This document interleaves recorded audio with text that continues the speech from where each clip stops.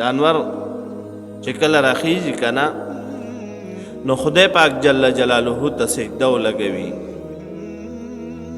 او اجازت وغواړي چې یا الله زه د کم طرف نه راوخیږم الله پاک جل جلاله ورته فرمایي بس ته خپل طرف نه راخیږه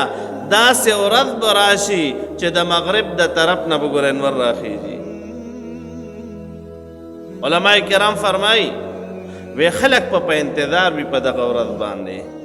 ښه مطلب و ښه صفاوي صدون وغیره به نه وي او خلق پوی خدای پاک انور ولې راونښتو په دې کې به د مغرب د طرف نه انور راشي دا د قیامت علامه ده او دغه وخت کې چې کله انور راوختو بس بیا به توبه نه قبلیږي او دویم یوه دابه به راوځي یو حیوان به وي د صفا د غر نه به روا د صفا غر نه ده هغه به داسې اوچ وي او د هغې نه به یو حیوان راووځي هغه به انسانانو سره خبرې کوي هغه دابه لکه زه چې تاسو ته لګیم تقریر کوم دغه رنګې به هغه دابه لګوي خلکو سره به خبرې کوي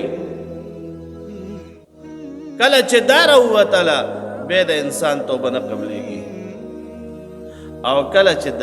حضرت عیسی علیه السلام مبارک راغو بیا قیامت په علاماتو کې یو دام ده چې جناب حضرت عیسی علیه السلام مبارک پر دی دجال پر دی یاجوج او ماجوج پر دی داسې ډېر علامات دي او کله چې ما درته وویل د مغرب نه انور راوختو بس بیا د انسان توبه به دې نه پس نه قبلیږي حافظ ابن حجر رحمت الله علیه فرمایي دا یو لوی شارح ته د بخاري شریف فتح الباری کې لیکي وایي کله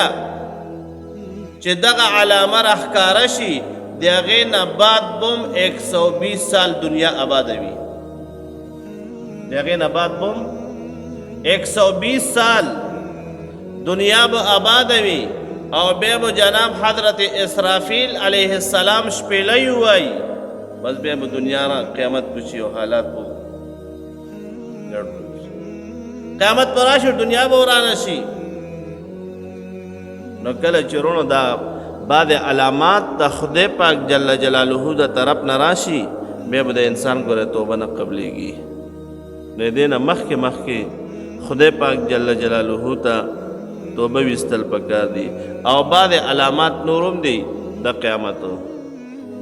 حضرت امام مهدی صاحب هغه به راځي دنیا ته حضرت عیسی علیہ السلام مبارک پر آسمانونو نه راکوزیږي او بل دا چې مشرق کې به خصه پردي معنا څه د مشرق طرف ته به یو ځمکه هغې کې به انسانان به هغه ځمکه ځان ته راکاږي او دکه رنګې په مغرب کې به انسانانو باندې هغه ځمکه چې کوم ده داسې ځمکه به ځان ته راکاږي او ځمکه به خصب کوي او بل په جزیرة العرب کې هغې کې به هم یو ځای ده حضرت شیخ رحمه الله فرمایي وی خدای پاک جل شانه ته د غیب علم ده چې دا به کم ځای وي په سعودي عرب کې خو وی زه دا ویم ښه حضرت شیخ صاحب رحمت الله علیه فرمایي وی دا به هغه دی وي چې کم دی کې امریکې تقریبا د عربو دپاره هغوی فوجیان راوستي دي او د خپل حفاظت دپاره یې کېنولي دي هلته شرابونه څکلی شي هلته نارواوې کیږي او د شریعت مبارک مخالفت 24 ګنټې هلته کې هغه امریکنۍ لګوي کوي نو زما په خیال باندې خدای پاک جل جلاله به تقریبا دغه دی دغه انسانان په ځمکې باندې ننباسي دا د قیامت نه مخکې به راځي لہذا د دې نه مخکې وروڼو ګورئ خدای پاک جل جلاله ته توبه ویستل پکار دي او چې توبه هغه دې وویستله نو معاف په دې کې د دې نه مخکې د انسانانو توبه قبلیږي او د دغې دې نه پس چې کله دا علامات ښکاره شي د هغې نه بعد به ګورئ بیا نه چا ایمان راوړل فایده ورکوي نه به چا نیکي کول فایده ورکوي دا هغه حالت کې کو چېرې مخکې نیکي نه کوله